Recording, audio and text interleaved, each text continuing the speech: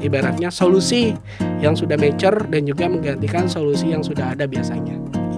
Oke, berarti benar-benar yang kayak dari from scratch sampai keinginannya apa, terus nanti mungkin kalau ada masalah sampai solusinya mungkin ya Betul. dari Sangfor ini sendiri.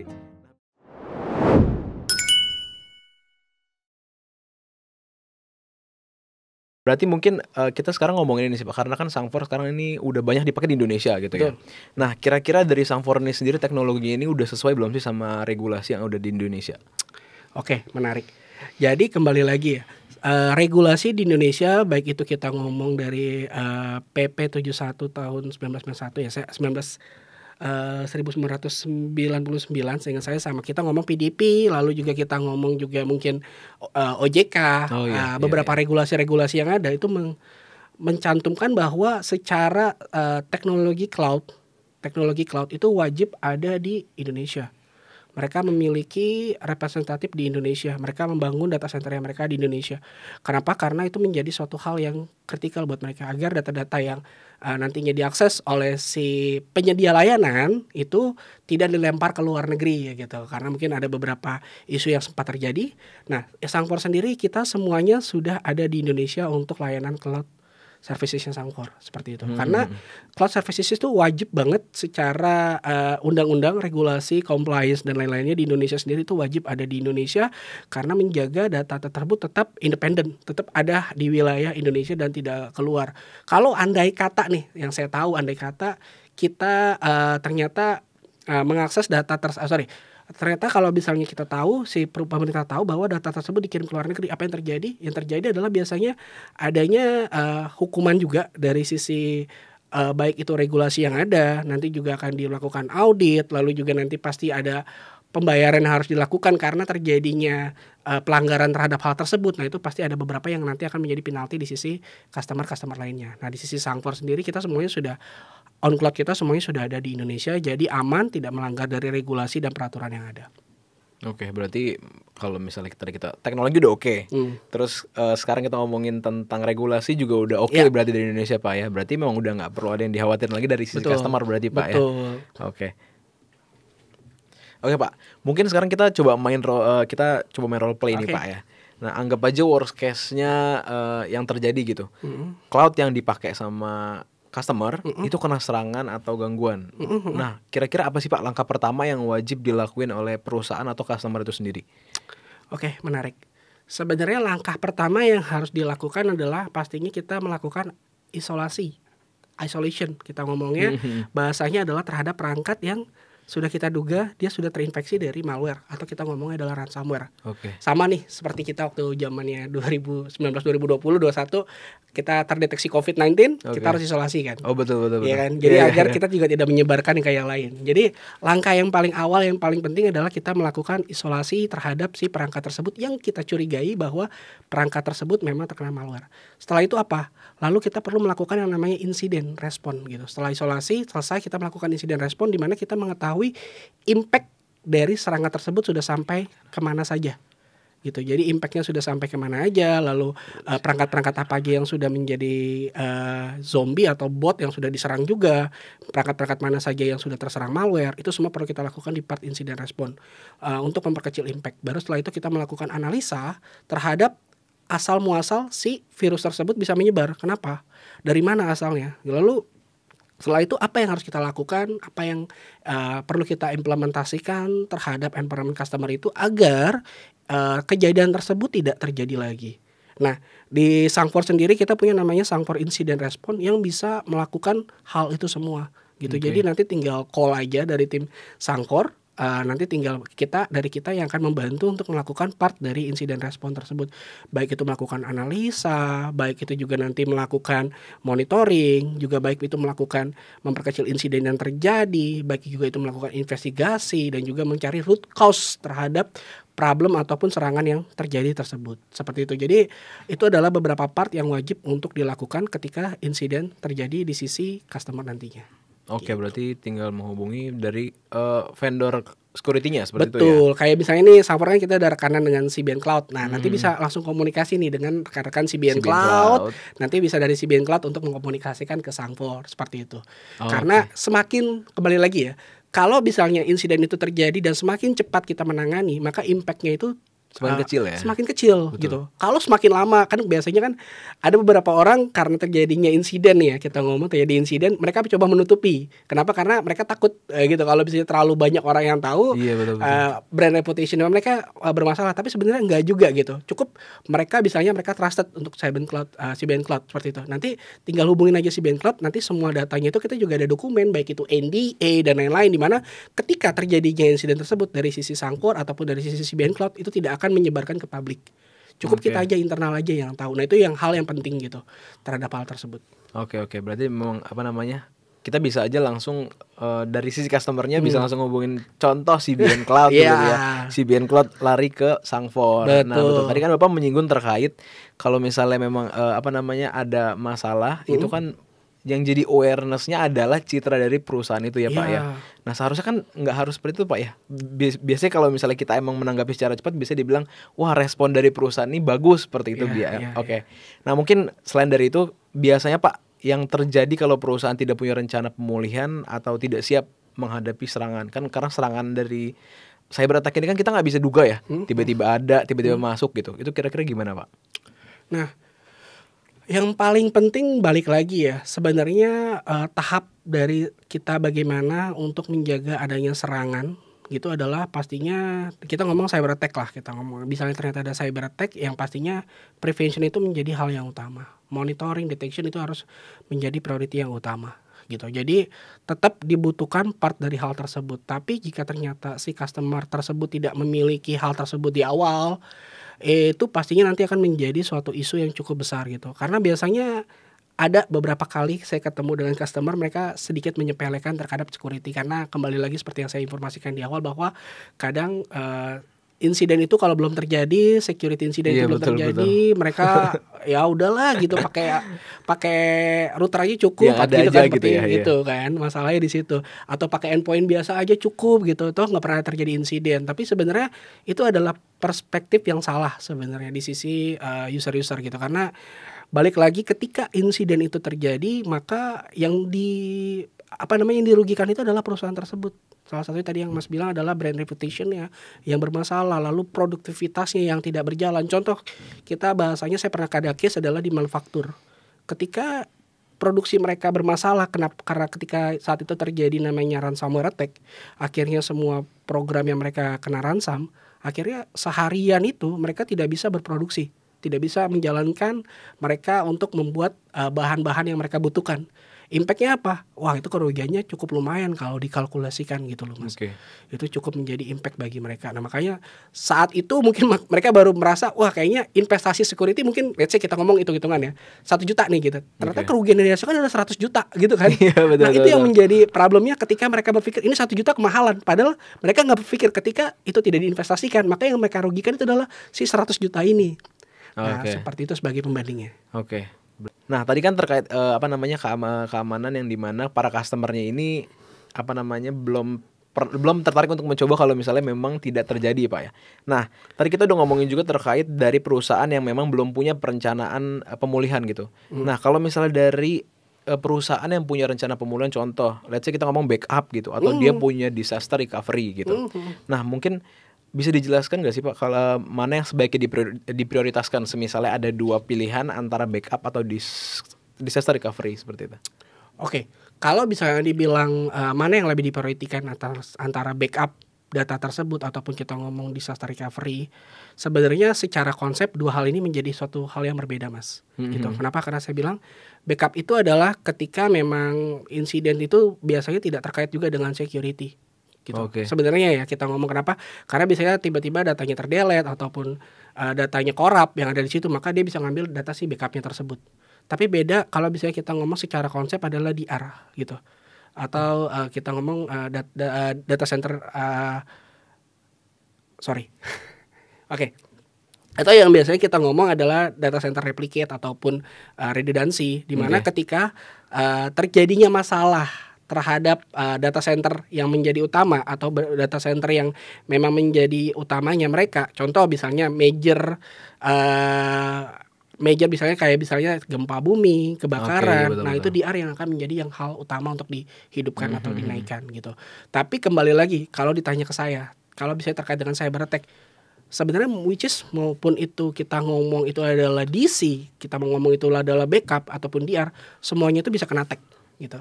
Bahkan serangan tersebut biasanya itu pernah terjadi di salah satu bank juga di Indonesia. Mereka menyerang dulu ke DC, terus habis itu mereka hajar ke backupnya, habis itu mereka hajar ke DR-nya, sehingga semuanya itu kena gitu.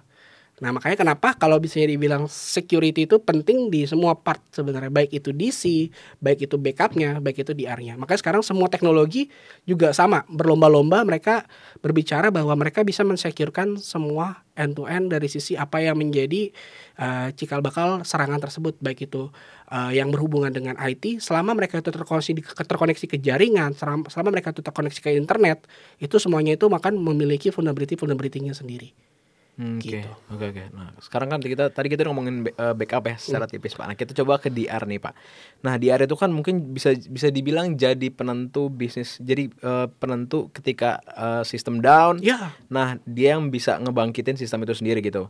Nah, kira-kira seberapa cepat Pak sistem DR ini idealnya gitu bisa memulihkan layanan? Oke, seberapa cepat sistem DR itu sebenarnya harus sangat cepat. Karena apa? Karena kita ngomong kalau misalnya ternyata sistem di DC-nya bermasalah, korup ataupun terjadi gempa bumi, kebakaran dan lain-lain yang kita tidak mau gitu di DC-nya, sistem DR itu harus selalu berjalan dengan cepat gitu. Jadi untuk mereplicate dan lain-lainnya itu harus berjalan. At least sebenarnya beberapa perusahaan sudah menargetkan, ada yang bilang 5 menit harus up, ada yang bilang 15 menit oke, ada yang bilang 30 menit. Nah, itu semua tergantung dari seberapa penting si perusahaan tersebut untuk menjalankan prosesnya mereka masing-masing. Karena di banking pun bahkan ada yang di bawah 5 menit. DR-nya itu harus up kalau ternyata terjadi masalah di data centernya gitu. Nah, itu kembali lagi seberapa penting, karena kalau bisa kita ngomong banking ya, kenapa kita bilang penting untuk 5 menit, betul, di bawah 5 menit ini, karena proses itu terjadi selalu gitu. Nggak pernah ada berhentinya, karena ada kayak ATM proses, lalu kita transfer dan lain-lain. Jadi ketika DC-nya down ya palingan nanti mungkin sekitar 2-3 menit si ATM tersebut tidak bisa diakses ataupun si e-banking tersebut tidak bisa diakses, tapi setelah itu harus tetap up gitu. Jadi makanya DR itu hitungan menit harusnya sih sudah bisa langsung up normalnya seperti itu. Nah, kalau ngomongin kecepatan ya Pak, itu ini nggak sih dari serangan ke, contoh tadi kita ngomongin ada cyber attack kan bisa dari DC server, backup kemudian ke DR juga bisa kan Pak ya. Nah, kira-kira untuk kecepatan dia up-nya itu bisa bergantung nggak sih mas jenis serangannya? Sebenarnya balik lagi bergantung ke jenis serangannya juga. Tidak bisa kita judge seperti itu. Reasonnya kenapa? Karena serangan sendiri berbeda-beda sih. Memang benar tadi serangan sendiri berbeda-beda. Tapi kembali lagi kita harus menganalisa impact yang terjadi. Karena kembali lagi adjustment dari sisi berapa lama si DR tersebut harus up, ataupun nanti prosesnya harus seperti apa. Nanti itu tergantung dari impact yang sudah terjadi sebenarnya gitu. Jadi kalau misalnya impactnya, contoh serangannya tersebut berbentuk DDoS. Ternyata kalau DDoS itu kan dia menyerang di level aksesnya gitu. Jadi kadang-kadang kalau kita ngakses tuh beberapa website mungkin lemot. Nah, ternyata tuh website tersebut sedang kena DDoS.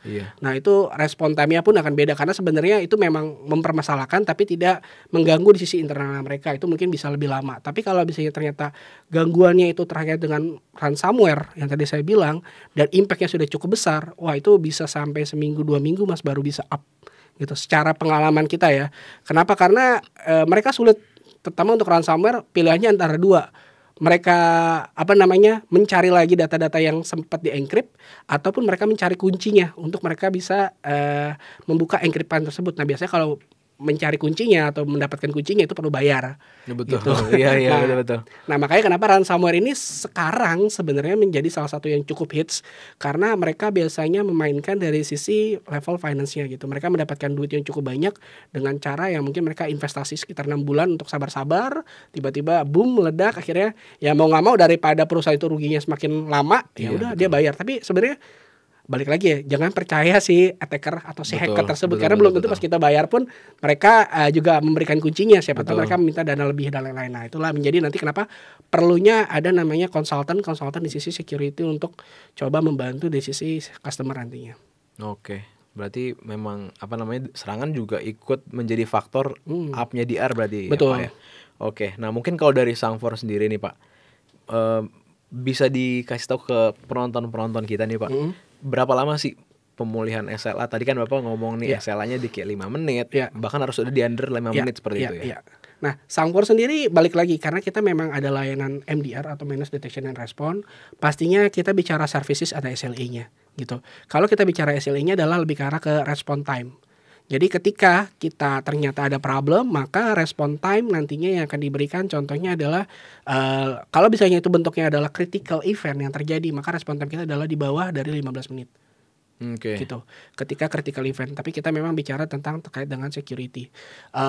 Lalu juga kalau misalnya ternyata normal kita membedakan antara critical event, lalu ada normal event ataupun low event, attack yang terjadi itu akan membedakan lagi secara response time-nya gitu. Jadi kita memang ada dari 5 menit, 30 menit sampai juga mungkin 2 jam tergantung seberapa critical si event tersebut terjadi, si attack tersebut terjadi, insiden tersebut terjadi, lalu juga seberapa besar impact yang terjadi. Sebenarnya kalau cuma serangan tapi ternyata udah diblok nih, ya udah itu tetap menjadi insiden, tapi nanti kita akan menginformasikan ke sisi customer mungkin di angka 2 jam ke atas gitu masih boleh karena sudah di-delete. Tapi kalau itu memang menjadi impact yang cukup besar, maka di bawah 10 menit pun response time kita akan berjalan seperti itu untuk menginformasikan ke customer dan memperkecil impact yang terjadi. Oke, berarti kalau misalnya untuk SL dari Sangfor sendiri ada klasifikasinya. Ada klasifikasinya tergantung dari serangan-serangan atau impact-impact yang terjadi nantinya.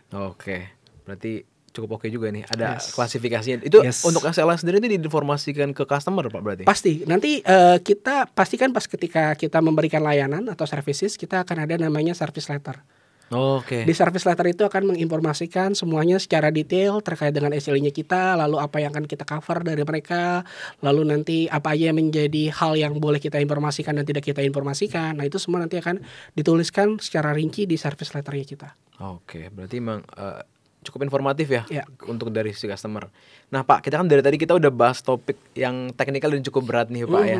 Nah sekarang mungkin kita bisa tutup dengan kita coba lihat ke masa depan, let's say 5-10 tahun ke depan gitu ya. Nah untuk di dunia cloud security ini kan terus berubah nih Pak. Kemudian mungkin ada improvement sendiri termasuk masuknya teknologi AI gitu. Nah kira-kira tren cloud security apa sih menurut Pak Donald nih akan berkembang pesat dalam waktu dekat gitu? Oke, good. Jadi sebenarnya secara semua security principle kita ngomong setuju bahwa sekarang kita tidak menghadapi human lagi nih atau manusia lagi, karena zaman dulu mungkin kita kenal bahwa ada virus worm, lalu juga ada trojan, lalu ada bot yang mostly semuanya itu dibuat oleh manusia. Kita coding, kita nge-coding lalu jadilah si malware dan lain-lain. Tapi saat ini semuanya itu bisa dibuat dengan AI atau artificial intelligence seperti itu kita ngomongnya. Jadi AI pun bisa membantu untuk si hacker-hacker tersebut membuat serangan-serangan tersebut atau malware tersebut yang lebih baru lagi gitu, yang lebih baru dan lebih bisa dibilang lebih ganas lagi lah seperti itu yang susah. Makanya kenapa kita ada namanya zero day attack gitu. Zero day attack itu adalah sebuah serangan yang jenisnya adalah baru. Nah biasanya mostly sekarang serangan tersebut menggunakan teknologi AI. Karena belum ada nih signature-nya, belum ada database-nya, dan mereka menggunakan pola-pola yang baru, mereka menggunakan behavior yang baru yang sebelumnya tidak pernah kita identifikasikan gitu. Nah makanya kenapa sekarang semua security principle setuju bahwa AI harus dilawan dengan AI. Yes, jadi di sana mereka mungkin punya AI untuk membuat suatu malware, suatu serangan-serangan yang baru. Tapi sekarang mostly semua security vendor akan berlari ke AI juga, di mana kita memproteksi customer-customernya kita, perlindungan yang ada itu dengan AI. Salah satunya Sangfor, kita juga memiliki AI, artificial intelligence, kita sebutnya adalah namanya Security GPT. Yes, Security GPT, di mana Security GPT itu adalah salah satu AI kita yang akan membantu untuk melakukan analisa terhadap jenis serangan-serangan baru nantinya. Jadi kalau misalnya kita ngomong ada zero detect, maka kita akan bisa melakukan prevention terhadap hal itu karena kita juga memiliki AI di dalamnya untuk mendeteksi ketika ternyata ada perubahan-perubahan pola yang mungkin tidak ada signature-nya dari kita juga, mungkin dari secara threat intelligence juga tidak memiliki, tapi kita mempelajari hal-hal tersebut gitu. Paling gampang contohnya adalah kita membantu itu adalah kita mendapatkan pola. Jadi ibaratnya kita mendapatkan informasi dari level endpoint dan level network ya, seperti itu. Contoh kayak gitu. Lalu ternyata di level network nih kita dapat dari sensornya kita ataupun dari firewall. Di level endpoint kita dapat dari antivirus. Contoh lognya kita dapetin. Contoh ternyata dari sisi antivirus bilang ini bukan serangan, gak ada serangan, saya gak nerima. Tapi ternyata dari sisi firewall dan juga sensornya kita berkata ini ada serangan loh gitu. 2+1 gitu kan ibaratnya. Jadi ada 2 perangkat yang mengidentifikasikan ada serangan, lalu ada 1 perangkat yang tidak mendeteksikan suatu serangan seperti itu. Lalu kita coba untuk menganalisa yang mana sih yang benar. Otomatis kita akan memverify yang 2 gitu. Karena 2 ini menurut engine-nya mereka juga mendapatkan serangan dan Sangfor pun juga kita mendeteksi hal tersebut gitu. Jadi yang akan kita lakukan adalah part dari responnya nanti. Nah jadi AI yang sudah ditanam di sisi Sangfor sendiri, si security GPT tersebut akan melakukan atau membantu respon yang ada gitu. Dan kita juga tidak hanya itu, kita akan melakukan access yang ada, lalu juga ada operation. Mungkin pernah pakai ChatGPT ya, tinggal ketik aja lalu membantu. Nah di situ juga kita akan melakukan analisa secara lebih detail. Jadi mungkin user yang tidak terlalu expert di sisi security saat membaca kita punya security GPT di sisi operationnya kita, itu akan jauh lebih mudah atau membantu mereka untuk mengetahui secara detail dan juga apa yang menjadi rekomendasi nantinya untuk mereka ketika serangan tersebut terjadi.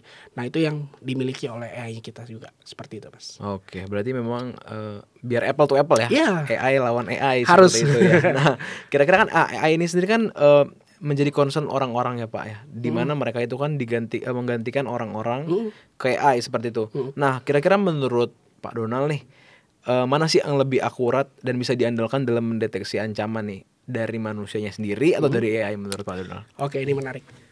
Jadi kembali lagi itu perspektif yang salah sebenarnya. Ketika dibilang AI itu menggantikan cara kerja dari manusia, enggak juga gitu. Karena kenapa? Karena AI itu balik lagi itu adalah mesin. Mereka tetap aja bisa melakukan kesalahan. Nah, yang bisa melakukan verifikasi terhadap kesalahan yang mereka buat itu adalah human di situ. Makanya polanya kita juga sama. Walaupun kita punya AI, tapi respon yang kita lakukan itu adalah respon ketika kita mendeteksi itu partnya adalah critical event ataupun high event, critical attack ataupun high attack yang terjadi gitu. Tapi kalau misalnya kita masih di low dan medium, itu kita perlu verifikasi dari sisi human yang ada atau tim IT yang ada. Benar nggak nih serangan tersebut terjadi? Karena saya pernah ada case Mas menarik di mana ini dalam salah satu universitas yang kita juga manage dan maintain. Jadi di universitas tersebut tiba-tiba semua perangkat security kita mendeteksi adanya serangan. Nah itu kan, wah serangan nih DDoS gitu kan, contohnya DDoS nih. Kenapa DDoS gitu kan? Akhirnya untungnya kita belum blok gitu. Pas kita verifikasi ke human ya, Pak ini kok ada datang banyak paket ya dari luar ya, kayak akses dari luar banyak banget tiba-tiba itu. Ternyata saat itu ada penerimaan mahasiswa baru. Jadi di mana banyak banget yang coba untuk mengakses ke dalam websitenya mereka. Contoh gitu kan. Jadi mereka mendeteksi bahwa ini anomali loh, behavior yang tidak biasa gitu. Biasanya mungkin cuma 100 mega aksesnya, tiba-tiba tinggi banget sampai lebih dari 1 giga. Nah ini adalah behavior yang harus diverifikasi ke human. Makanya saya bilang dari sisi AI atau machine learning kita ngomong biasanya dan juga human itu menjadi kesatuan, di mana human itu bersifat harus melakukan verifikasi terhadap apa yang menjadi temuan di sisi AI tersebut, dan human tersebut juga yang nanti akan melakukan training bahasanya. Training di sisi AI agar AI itu lebih pintar lagi, karena biasanya AI melakukan kesalahan, kita training nih. Oh, bukan ini enggak kesalahan kok, ini bener kok. Emang misalnya kayak saya tiba-tiba saya ngakses ke dalam satu website, saya sekarang ada di Jakarta, tiba-tiba besok ada Singapura. Oh, ini bukan anomali, emang saya lagi pergi ke luar negeri. Contoh seperti itu. Kita harus melakukan training di sisi AI-nya juga gitu. Jadi human dan AI itu harus menjadi satu kesatuan dan tidak bisa terpisahkan. Oke, berarti memang stigma itu salah Pak ya? Oke, berarti memang seharusnya kedepannya pun manusia berjalan berdampingan dengan AI. Tepat seperti sekali. itu. Nah mungkin ini si Pak Donald terakhir nih Pak Donald ya. Sekarang kan mungkin setelah penjelasan tadi, mulai nih teman-teman kita di rumah banyak yang tertarik sama konsep security as a service gitu ya. Nah mungkin bisa dijelaskan nggak sih Pak konsepnya dan apakah cocok gitu diterapkan di perusahaan skala menengah? Oke. security as a service itu menurut saya sangat cocok untuk zaman saat ini untuk perusahaan yang di kelas menengah. Kenapa saya bilang seperti itu? Karena di SMB market kita ngomong, small medium business market itu biasanya mostly tim IT mereka hanya 1 orang nih Mas. 1-2 orang. Biasanya kayak gitu. Lalu mereka harus memanage, kebayangin mereka harus memanage data centernya mereka harus memanage servernya mereka harus memanage networknya mereka juga harus memanage security-nya mereka. Wah, bakalan kelimpungan nih kalau mereka ternyata harus banyak di manage. Apakah pertanyaannya responsibility mereka bakalan 24/7? Nggak mungkin. Apakah mereka akan expert di masing-masing produk-produk ataupun solusi yang sudah diimplementasikan? Itu nggak mungkin. Mereka akan punya limitasi di situ. Betul. Nah, itu yang menjadi kenapa security as a service ini menjadi hal yang penting bagi mereka gitu, untuk membantu mereka, membackup mereka ketika terjadinya insiden di mana saat itu mereka nggak ready, saat itu mereka nggak di depan komputer, saat itu insiden tersebut terjadi tapi bingung harus ngapain gitu, karena kembali lagi mereka memiliki limitasi di sisi solusi-solusinya tersebut, mereka nggak expert, nggak bisa melakukan utilisasi dengan baik. Nah makanya security as a service bisa menjadi salah satu additional service tambahan, terutama mungkin dari sisi cloud provider bisnis untuk menjadi salah satu yang bisa di offering nantinya ke sisi customer-customernya nanti, dan nanti juga bisa menjadi nilai added value juga di sisi customer. Kenapa? Nanti customer tinggal bilang nggak perlu lagi untuk investment orang, people, nambah-nambah lagi. Toh dengan security as a service ini bisa membantu mereka untuk membackup 24/7. Timnya cukup nih seperti itu. Dan ya kalau bisa kita mau compare secara pricingnya pun mungkin kita ngomong kalau misalnya ternyata meng-hire orang pun beberapa problem juga pasti ada, kayak susah ya nyari orang. Betul. Lalu juga turnover, tiba-tiba mereka mau request ke resign, lalu juga ternyata handover yang menjadi dokumen itu tidak baik. Nah itu menjadi beberapa isu kalau misalnya kita menginvest orang seperti itu. Tapi kalau bisa kita ngomong security as a service, semua sudah di manage dan itu tidak perlu lagi dipikirkan oleh tim-tim IT yang ada di medium bisnis tersebut, perusahaan-perusahaan tersebut. Seperti itu Mas. Berarti memang kalau untuk dibilang cocok atau enggak, tentu cocok berarti Pak, dari skala kecil sampai skala besar gitu ya. Iya, betul. Dikarenakan kan tadi Bapak bilang kalau misalnya memang dari sumber daya karyawannya juga sekarang makin sedikit dan susah, betul Pak. Susah nyari resource orang-orang yang capable untuk balik lagi capable ya. Oke. Baik. Mungkin ini sih Pak, terima kasih buat untuk waktunya hari ini tentang percakapan kita. Dan untuk Cloudfriend juga dari tadi kita udah ngobrol nih terkait cyber security Pak ya, dari Sangfor yang menawarkan dari from scratch, terus juga bisa dilihat juga gimana kemauan dari ke customernya Pak ya, kemudian bisa disatukan lagi oleh Sangfor dan dijadikan solusi seperti itu. Oke Pak, mungkin next time kita bisa ngobrol-ngobrol lagi Pak terkait teknologi-teknologi yang kedepannya kan pasti akan improve terus Pak ya. Oke. Kira-kira sekian mungkin podcast hari ini. Terima kasih Pak. Ya, thank you. Terima kasih Pak. Wah Cloudfriend, seru banget ya untuk percakapan atau diskusi kita di episode kali ini, dari gimana cara ngomongin ancaman nyatanya, kemudian dari human errornya, dan juga teknologi-teknologi dan regulasi dari Sangfor yang tentunya udah sesuai dengan regulasi yang diterapkan di Indonesia. Nah semoga dari episode kali ini untuk Cloudfriend sendiri ini makin yakin dan paham kalau cloud computing itu sangat aman ya, dan juga bakalan mulai nih bermigrasi dari yang tadi on premise ke cloud computing seperti itu. Oke, buat Cloudfriends yang menanyakan gimana sih cara ikut giveaway ini, caranya gampang banget. Pertama, follow sosial medianya CBN Cloud dan juga Sangfor, kemudian like dan share postingan podcast kita hari ini. Setelah itu komen jawaban teman-teman semua di postingan seputar episode ketiga ini. Nanti akan ada pertanyaan-pertanyaannya di caption sosial media kita tentunya, dan kita bakalan pilih 5 komentar tercepat dan juga benar yang akan memenangkan atau mendapatkan voucher sebesar 200.000. Jadi kita akan memberikan 200.000 untuk 5 orang, 1 juta. Satu pemenangnya 200.000. Terus periode giveaway ini dimulai seminggu setelah konten ini rilis. Jadi jangan sampai ketinggalan. Sampai ketemu di episode berikutnya. Dan jangan lupa stay secure dan stay inovatif.